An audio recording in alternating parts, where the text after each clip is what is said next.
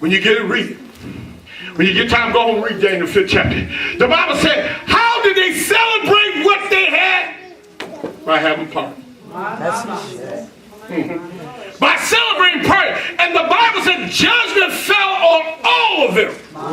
Come on, Apostle. And they lost everything that they had. They lost it.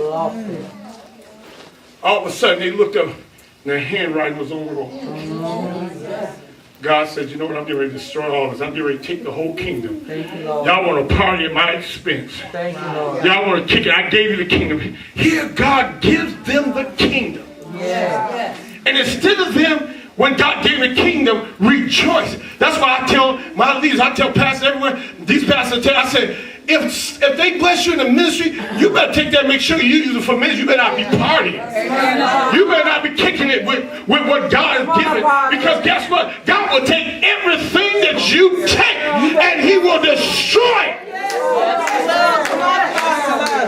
I had folks, and I found out much later because God don't want me to find out right there.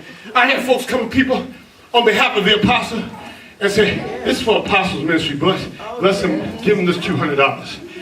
Give apostle this $400. This is for, and you know what they do? They take and say, come on. That's why I have key people that I tell you to give it to. You got to give it to the right people.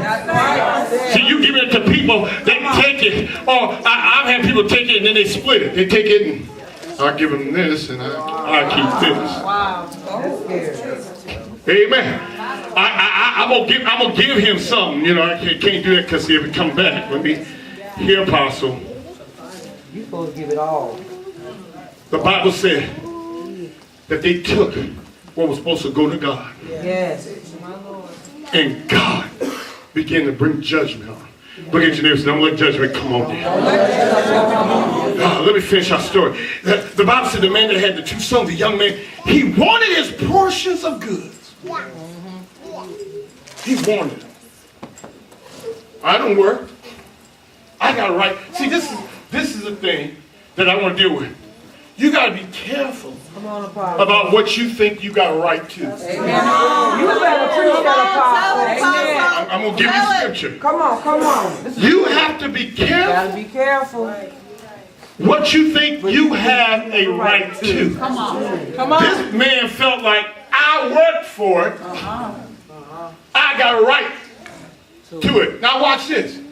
Who gave you the strength to work? That's right. Come on. See, y'all want me to deal with it. Who gave you the strength to work for it? Come on. Who opened the door for the job? Come on. Oh, see, y'all want me to deal with it. Yes, come on. Who caused you to get blessed? That's right. Come on. But what we do is we cut God out and we say, I want the sister saying, God, here it is. What do you want? Yes. And what do you want me to have? Yes. Oh, y'all don't hear me. Come on, Apostle. Lord, what do you want? Yes. And what do you want me to have? You know what we do? Hear God, and the rest is mine. Instead of going to God saying, it came in, God. Now what do you say? Yes. He felt, this is my substance. Yes. He went to the Father and said, give it to me. The Father turned around and said, all right, if I'm going to give you yours, I might as well give the other son. So I'm going to have to divide because one of y'all already started saying you want yours. So the Bible said, he gave them their substance. Now here's a man with no thought of God. No thought, I got my blessing.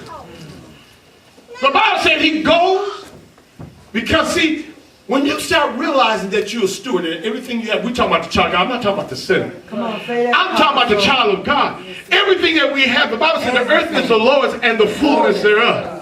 So when God blesses me, I always see myself as a steward. Yes, Oh, y'all don't get, I'm going to teach you something. I don't see myself as an owner. Come on, Apostle. Come on. The Bible never told me that I own anything until I get to heaven. He always keeps saying I have an inheritance. So if I have an inheritance, that means I'm a manager and I'm a steward. So whatever comes in, the reason mentally, emotionally blessed because we see ourselves as owners. Come on, Apostle, tell us good. Come on, amen. You ought to see yourself as a steward. When your finance come in, Lord, I'm a steward. You bless it. That's right. What are we doing, God? Where are we investing, God? Where are we put? I'm your steward. Where are we putting this to? How are we going to do this? But what the Bible said, what he did was, this is mine. He didn't see himself as a steward, so guess what he did? The Bible said he went party. He just started kicking it.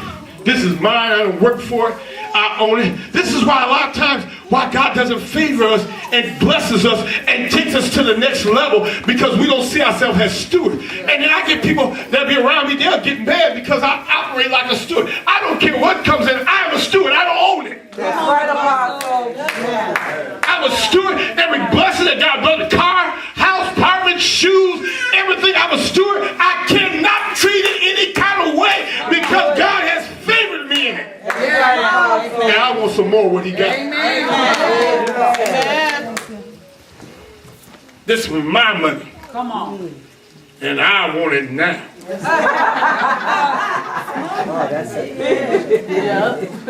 Get me. That's what he said. That's what he said. I want it now. And this is what I want to do with it. This is how I want. And the Bible said it was wasted. Now watch this. On riotous living. It was wasted on his flesh. Come on, Apostle. And the Bible said, watch this. He partied. Now watch this. In the midst of the party, he didn't see what was about to happen. He didn't know that he was going to end up broke. He didn't know he was going to end up homeless. He didn't know he was going to end up poor. He didn't know he was going to end up with pigs. While he was in the party, he didn't see nothing. That's a shame. That's why you have to be sober sometimes. When God starts blessing you financially, blessing you with things, you got to be sober. You say, "Take out now, God, make me sober." Because see, 2 months later, you could be with the pigs. Oh, y'all don't help me. You just kicking and blowing money. You ain't the steward, just spending, having a good time. Just ain't even prayed, ain't even asked God. You just go. And God said, "I see you with the pigs in 2 months. I'll wait for you over there." You telling the truth. He didn't see it. He had friends. You know when you broke. How many friends you had when you broke? Come on, Apostle. Anybody want to go out with you when you broke? Anybody want to hang with you? No, they didn't want to hang with you when you broke. The Bible said that there was nothing but riotous living. He had friends. He had everybody pulling him. And he was spending money on everything, everybody. He was the big wig. He was all that. But as soon as his money ran, the party was over. When the party is over, I'm going to tell you something. You're going to find yourself by yourself. By yourself. We're going to spend all your money on your weed. And you smoked it up with people. Y'all remember that? When they left, you still by yourself. You still had to deal with your issues. You had to deal with your problem. When you got done being drunk and you drunk and you just drunk and you drunk. When you got done, they left you. You had to clean the house up yourself. Your house was messed up. Everything was. Your car was messed up. They went drinking your car. Your car got wrecked. You woke up the next morning. You got dent in your car. You go in the bathroom. Somebody peed all over the floor. See, when the party is over, that's when you wake up. I got to close this thing out. From the party, he lost all of his valuable time in his life. He spent it kicking. Valuable time. You just laying back kicking. I'm just enjoying myself. I'm just going, yeah, I deserve it. How long you don't deserve that break? That's my problem. How long? My God. And then I'm trying to look at, most of the people that enjoy their breaks, I be trying to look at what they breaking from. They don't be having nothing. I'm like, what is you breaking from? You ain't got nothing. You ain't got no gas to put in your car? You don't have a car? What is she? I just need a break. I get this all the time. People's like, I just need a break. And I'll be like, okay. And I'll be trying to look at what they need a break from. What did you do to need a break? What did you accomplish that you needed a break? I got folks in the ministry, you keep needing breaks. I'm not getting this. This is wearing me out. Where are you breaking from? I don't see no monument, something you did that